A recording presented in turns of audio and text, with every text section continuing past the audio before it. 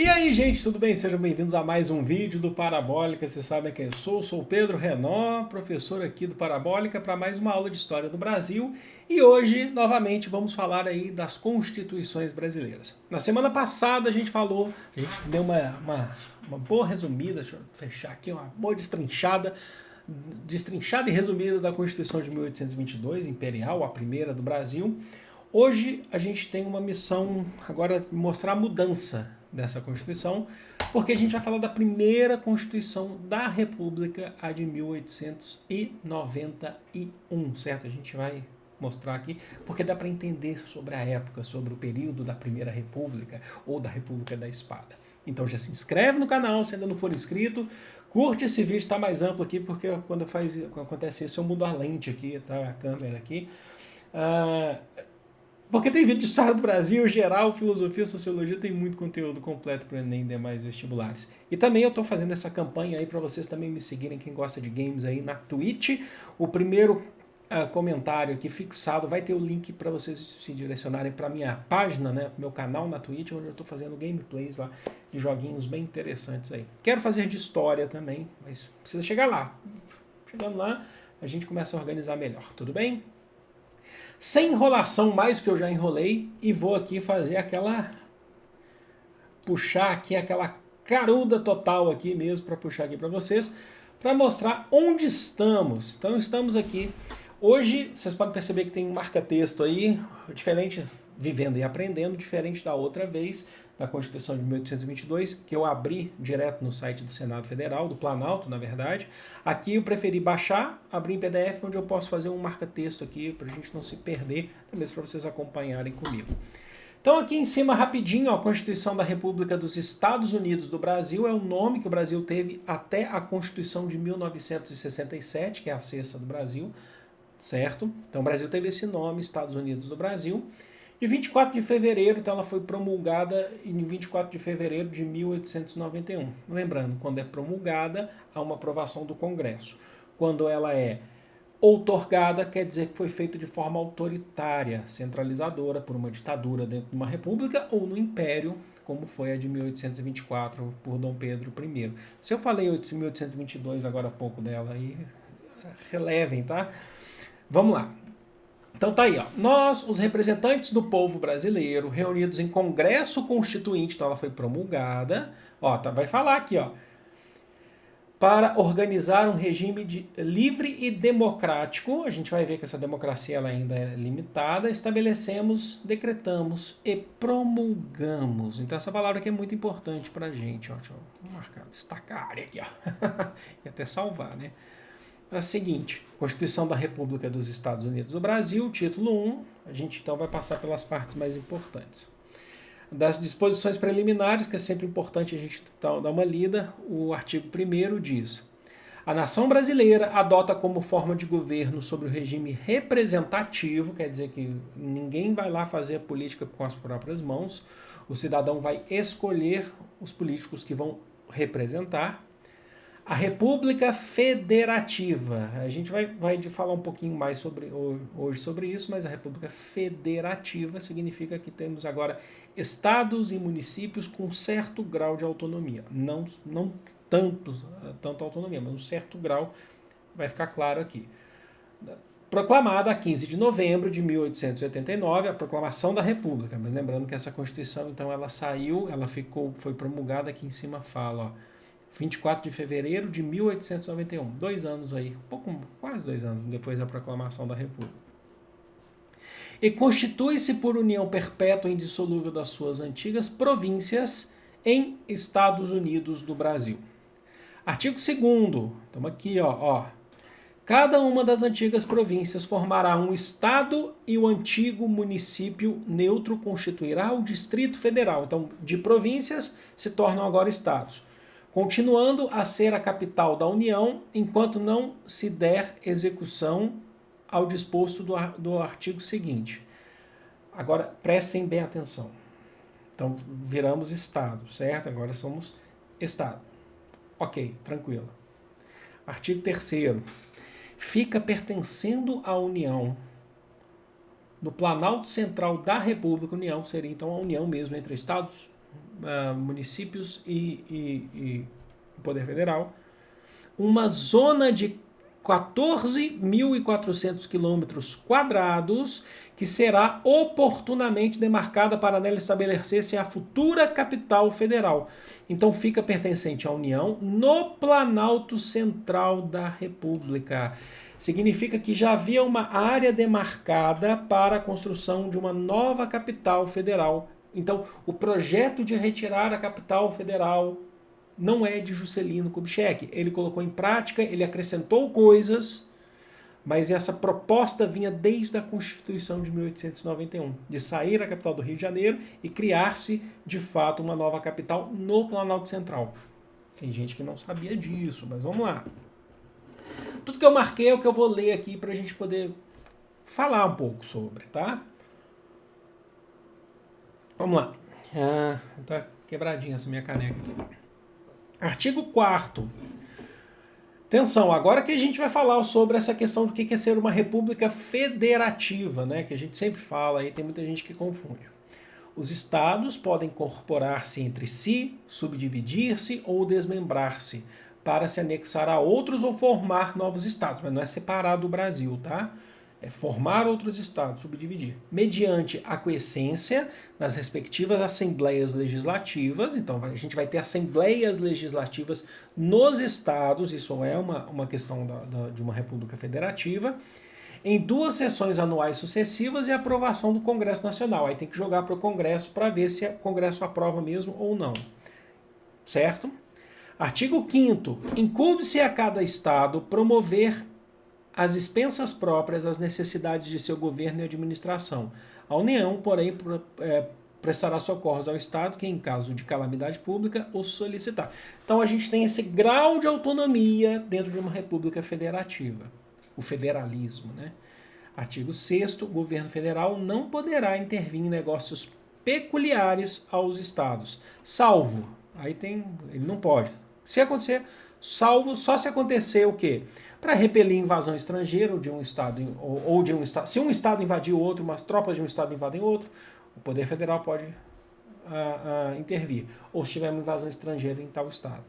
Segundo, aqui, então a gente vai aqui, ó. Segundo, para manter a forma republicana federativa, se tiver que manter, né, se tiver contra a ordem, né? Terceiro, para restabelecer a ordem e a tranquilidade dos estados, a requisição dos respectivos governos. E quarto, para assegurar a execução das leis e sentenças federais, lembrando que a Constituição Federal ela está acima das estaduais, apesar de ter as constituições estaduais. Bom, vamos descendo aqui então. Eu vou descer aqui na setinha que vai mais rápido, vocês podem ficar confusos, né? Aqui, ó, a gente já pula para o artigo 15. São órgãos da soberania nacional, ó, atenção, o poder legislativo, executivo e judiciário, harmônicos e independentes entre si. Então, eles são harmônicos, se respeitam, mas são independentes, cada um tem uma função própria. Por que eu marquei isso? Porque já, pela primeira vez, então, na Constituição, não temos mais o poder moderador. Certo? Desculpem. Eu sei que isso é básico para todo mundo, para muita gente, mas é importante destacar aqui para a gente até mesmo ver as diferenças em relação à Constituição de 1824. Tá? Que o poder moderador durou então de 1824, ele teve um período de suspensão durante a regência, que foi de 1831 até 1840. Desculpem, 9 anos aí, né, com a volta de Dom Pedro I para Portugal, e o Dom Pedro II ainda não tinha sido coroado.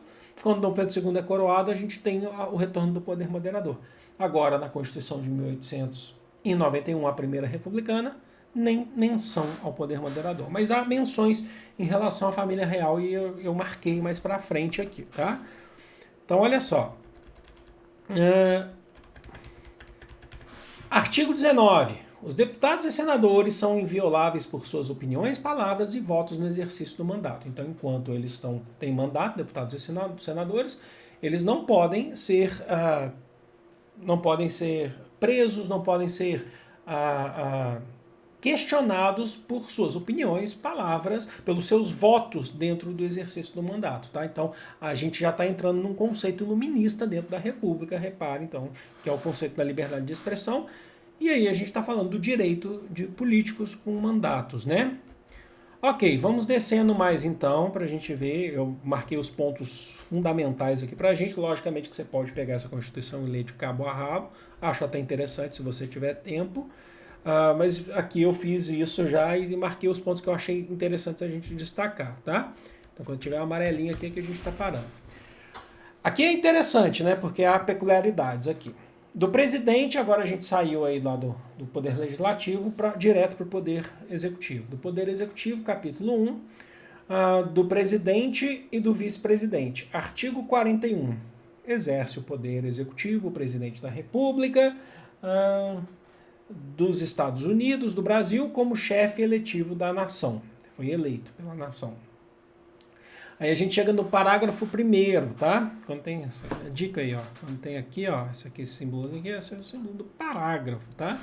Então, ó, artigo, parágrafo, inciso, né? Vamos lá. A linha. Caput é o escrito, se eu não me engano, do parágrafo, né? Substitui o presidente no caso de impedimento e sucede-lhe no de falta o vice-presidente eleito simultaneamente com ele. Tá. Então, quem fez essa Constituição foi no governo, tá? Do Marechal Deodoro da Fonseca. Ele teve um período de governo provisório, depois ele foi eleito. A primeira eleição foi congressual. E o vice dele foi o Floriano Peixoto. Então, se ele tiver em viagem, alguma coisa assim, assume o vice-presidente. Só que tem algumas questões aqui que são importantes destacar. No artigo 42 a gente fala o quê? Ó?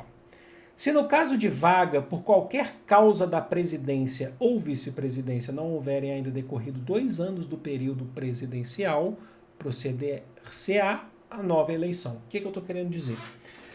Quando o Floriano Peixoto assume o governo em 1891, fim de 1891, ele assumiu de forma ilegal. Ele era vice, ele virou presidente, o Marechal Floriano Peixoto. Muitas pessoas falam assim, mas por que? Se ele era vice, o artigo lá em cima está falando assim, ó, que se não tiver, tem que assumir o vice simultaneamente. Só que tem uma questão. O artigo aqui está falando, ó, se não houverem ainda decorrido 2 anos do período presidencial, aí não tem que assumir o vice. A gente tem que abrir novo processo eleitoral. Mas o Marechal Deodoro da Fonseca está desde 1889 no poder, desde a proclamação. Não. Esse período aí, de 1889, lá de 15 de novembro, até fevereiro de 1891, é o período de governo provisório, ele não tinha sido eleito. Até formular essa Constituição, ele só foi eleito depois dessa Constituição pelo Congresso, as primeiras eleições foram indiretas, congressuais. E aí ele renuncia lá em dezembro do mesmo ano de 1891, por pressão. A gente tem vídeo aqui falando sobre isso. O Floriano Peixoto assume, não tinha dado nenhum ano do mandato do Deodoro. Então ele não poderia assumir, porque fala aqui, ó, se não tiver decorrido 2 anos, tem que abrir novo processo eleitoral. O Floriano Peixoto foi contra a Constituição e assumiu. Meu celular deu uma tocadinha aqui. Mas vocês sacaram o que eu estou falando? Isso é muito importante porque a gente fala, mas agora a gente está vendo em lei, a gente está vendo pela Constituição do período, tá bom? Aí aqui uma questão de mandato. O presidente exercerá o cargo por 4 anos, não podendo ser reeleito para o período presidencial imediato. Ele pode ser eleito depois, passou mais um outro mandato, ele fez um mandato, cumpriu, aí teve um outro que foi eleito depois dele. Depois ele pode se candidatar novamente. Isso não é reeleição. A reeleição no Brasil, a partir dos anos 90, Fernando Henrique Cardoso, emenda constitucional, tá bom? Vamos lá, deixa eu tomar água aqui. Olha, o que eu marquei aqui pela metade aqui, mas não tem importância. Espera aí, deixa eu marcar de novo aqui, ó. Essa marcada é que é importante. Vamos embora. Onde que marca aqui? Comentar aqui, destacar área. Ok, fica meio diferente. Da eleição de presidente e vice-presidente. O presidente e o vice-presidente da República serão eleitos por sufrágio direto da nação e maioria absoluta dos votos. Ok, é o povo que vota. Sufrágio direto da nação. Tudo bem. Ok? Então não é eleito pelo Congresso, apesar da eleição do Deodoro, a primeira, a única que ele foi eleito de fato, foi congressual por uma questão de organização, certo? Então vamos descendo aqui, fala dos ministros que compõem o Poder Executivo, a gente vai chegar em mais partes amarelas aqui que eu marquei para vocês, que tem coisas a falar. Aqui que é muito importante, sobre os direitos, né? Artigo 70. São eleitores os cidadãos maiores de 21 anos, então abaixo de 21 anos não votava, tá? Diferente de hoje, que de 16 até chegar aos 18 é facultativo, dos 18 para cima a presença é obrigatória. Não votar, você não tem que ser obrigado a votar em alguém, mas você tem que ter a presença para justificar. Maiores de 21 anos que se alistarem na forma da lei. Aí vamos para o primeiro artigo aí, ó. Artigo 1. Não podem alistar-se eleitores para as eleições federais ou para dos estados. Para o federal ou do estado não pode votar, não pode os mendigos, os analfabetos, as praças de pré executados, excetuados os alunos das escolas militares de ensino superior, certo? Então, os soldados, né, os praças, tá? Então, soldados de patentes mais baixas. E no 4 aí, os religiosos de ordens monásticas, companhias, congregações ou comunidades de qualquer denominação sujeitas a voto de obediência, regra ou estatuto que importe a renúncia da liberdade individual. Então a gente tem vários fatores aqui para explorar. A primeira coisa é que a gente está colocando aqui quando fala assim, todos podem votar, mas exceto os analfabetos. A gente tinha uma porcentagem muito maior de analfabetos naquele período. Os militares de baixa patente não podem votar, e ordens religiosas, né? Os religiosos de ordens monásticas. Isso aí já é o indício que essa Constituição está dando para a gente de separação entre Estado e Igreja. Então a gente não está mais com o padroado aqui. De fato a gente está demarcando, tem mais coisas aqui que eu vou mostrar, mas a separação entre Estado e Igreja. A Igreja não vai participar dos assuntos políticos da República, certo? É um conceito aí republicano. Isso é muito importante, tá? A ideia do Estado laico. E é importante destacar, professor, não estou lendo aí, eu não estou conseguindo encontrar a parte que fala que o voto tem que ser falado. E aí que tá, meus jovens, não tem necessariamente uma parte falando assim que o voto tem que ser falado, que é o famoso voto aberto, que foi apelidado de voto de cabresto por conta do coronel, que pega o trabalhador, deixa eu ver meu tempo, para aproveitar que eu pega aqui no trabalhador aqui como se fosse um cabresto e leva para votar. Como não há uma exigência falando que o voto tem que ser aberto ou que o voto tem que ser secreto, a maior parte dos trabalhadores, eles eram alfabetizados, na verdade não eram alfabetizados, eles aprendiam a só escrever um nome para poder votar nos candidatos do coronel, do fazendeiro, das oligarquias. Então você não tinha uma restrição. Se um coronel chegasse e falasse assim, vocês podem votar secretamente, né? Direito deles. Inclusive, o coronel nem deveria falar isso, é direito das pessoas. Mas, como você não tinha uma restrição, eles chegavam lá com capanga do lado, lá na hora de votar, votavam no candidato do coronel, quando não era o próprio coronel. Coronel, quando a gente está falando, é a oligarquia, tá? O cafeicultor, o fazendeiro, não precisa ser só cafeicultor, né? Dependendo da região. Então você não tinha essa questão, então o voto era aberto. Era aberto porque assim o faziam, as oligarquias assim o faziam, certo? Como uma norma. E uma norma não necessariamente é uma lei, tá bom? Olha só. Então, tranquilo, acho que vocês entenderam bem, né? Vamos lá. Declaração de Direitos. A Constituição assegura a brasileiros e estrangeiros residentes no país a inviolabilidade dos direitos concernentes à liberdade, à segurança individual, à propriedade nos termos seguintes, conceitos iluministas também, artigo 1º, ninguém pode ser obrigado a fazer ou deixar de fazer alguma coisa senão em virtude de lei. Aí lembrando, mas aí o cara votava no candidato do coronel, tudo bem, não podia fazer isso não, tá, gente? Só que faziam porque eram os poderosos, né? O fato de ter lei não significa que as pessoas sigam, tá? E muitas pessoas, os mais poderosos geralmente não seguem. Todos são iguais perante a lei. Entra no mesmo conceito. A República não admite privilégios de nascimento, aí a gente vai entrar na questão da família real. desconhece foros de nobreza e extingue as ordens honoríficas existentes e todas as suas prerrogativas e regalias, bem como os títulos nobiliárquicos e de conselhos. Ou seja, a gente não reconhece título de nobreza.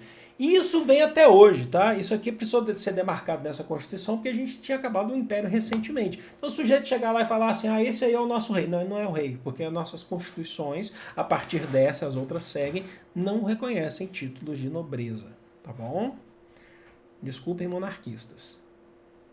Mas a questão é da Constituição, tá? Todos os indivíduos e confissões religiosas podem exercer pública e livremente o seu culto, aí entramos mais ainda na questão do Estado laico, associando-se para esse fim, adquirindo bens, observando as disposições de direito comum. Você pode ser de qualquer igreja, lembrando, para diferenciar da Constituição de 1824, você podia ter qualquer religião, cultos só em âmbito privado. Aqui não, aqui está falando, agora você pode, tá bom? A República só reconhece o casamento civil, cuja celebração será gratuita, tá? Então a celebração do casamento civil é gratuita, tá? A República reconhece só o casamento civil. Então, tipo, ela reconhece também o casamento civil, ou ela reconhece o casamento civil, não só. Então, quando você tem, isso eu puxo para hoje, tá? Quando você tem um casamento no religioso, a República não reconhece. O papel, quando você assina na igreja no religioso, seja lá qual for a sua religião, não vale nada para a República. Aquilo vale para aquela igreja, para a sua crença, para a sua fé, que é muito importante, dependendo da pessoa, pode ser muito importante sim. Agora, para a República, apenas o casamento civil, certo? Vamos lá então. Os cemitérios terão caráter secular e serão administrados pela autoridade municipal, ficando livre a todos os cultos religiosos, a prática dos respectivos ritos em relação aos seus crentes, desde que não ofendam a moral pública e as leis. Será leigo o ensino ministrado nos estabelecimentos públicos, muito importante. Nenhum culto ou igreja gozará de subvenção oficial, nem terá relações de dependência ou aliança com o governo da União dos Estados. Romper, tá? Rompeu a relação igreja-estado, fechou? Tem mais coisa? Eu creio que sim, porque acho que tem a parte que tem uma citação a Dom Pedro II, tá? Se eu não me engano, só falta não ter rabiscado aqui, né? Marcado. Aqui, ó.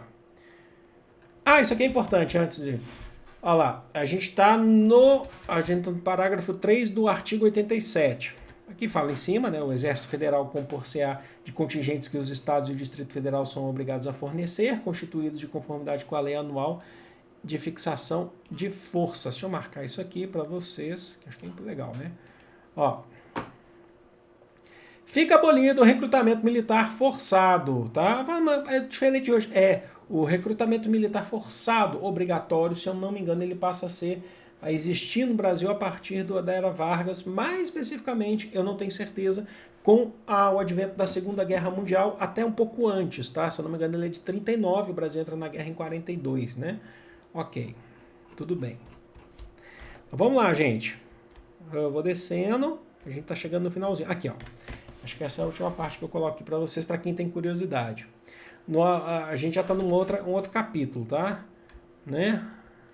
Opa, perdi. Tá, eu queria só lembrar qual que é o capítulo que a gente está falando aqui, porque a gente voltou para o capítulo certo. Aqui, ó. Artigo 90. Ou eu não deveria me preocupar tanto com isso. Ok, vamos lá. É concedida a Dom Pedro de Alcântara, ex-imperador aqui, Dom Pedro II, não vai colocar o nome dele inteiro, que o nome dele inteiro dá uma Constituição, né? Assim como o do primeiro também.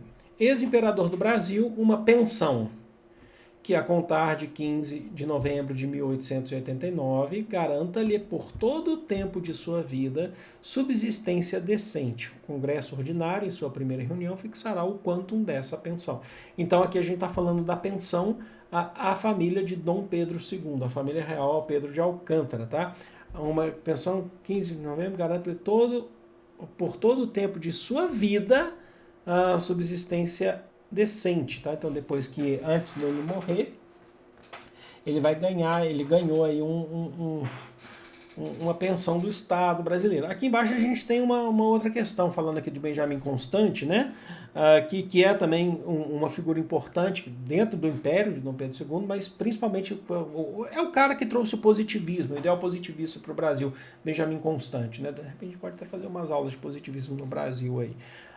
Mais especificamente, tá? Pode ser até na aula de sociologia. Aquele que ganhou honras, né? O governo federal adquirirá para a nação a casa em que faleceu o doutor Benjamin Constant Botelho Magalhães e nela mandará, ele é muito importante na proclamação da República, né, na Escola da Praia Vermelha, colocar uma lápide em homenagem à memória do grande patriota, o fundador da República. A viúva do Dr. Benjamin Constant terá, enquanto viver, o usufruto da casa mencionada. Ok, eu acho que agora tem aqui embaixo, ó. Não, aqui voltou. Mas aqui são os nomes, né, dos constituintes, certamente, deixa eu ver se é isso mesmo. Presidente do Congresso, ó, tá vendo? O Prudente de Moraes, né, que virou, inclusive, depois presidente, mas está aí. Deixa eu voltar aqui nossa telinha aqui, vou fazer a telinha virar telão. Opa, tô fazendo besteira, peraí, vocês não estão vendo, mas eu estou. Então tá aí, gente, a Constituição de 1891, a primeira Constituição da República do Brasil, que não era a República Federativa, como vocês viram, era a República aí dos Estados Unidos do Brasil, que foi até 1967 com esse nome.